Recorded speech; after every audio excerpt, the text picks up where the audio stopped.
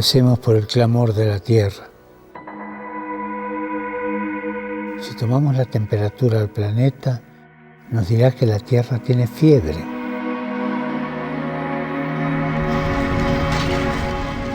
Y se encuentra mal, como cualquier enfermo. Pero nosotros escuchamos este dolor, escuchamos el dolor de los millones de víctimas de las catástrofes ambientales. Los que más sufren las consecuencias de estos desastres son los pobres, los que se ven forzados a dejar su casa por inundaciones, olas de calor o sequías.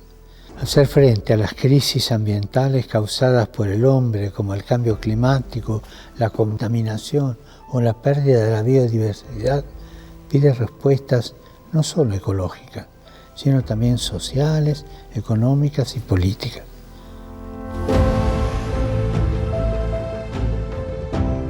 Tenemos que comprometernos en la lucha contra la pobreza y la protección de la naturaleza, cambiando nuestros hábitos personales y los de nuestra comunidad. Oremos para que cada uno de nosotros escuche con el corazón el clamor de la tierra, el clamor de las víctimas de las catástrofes ambientales y del cambio climático, comprometiéndonos personalmente a cuidar el mundo que habitamos.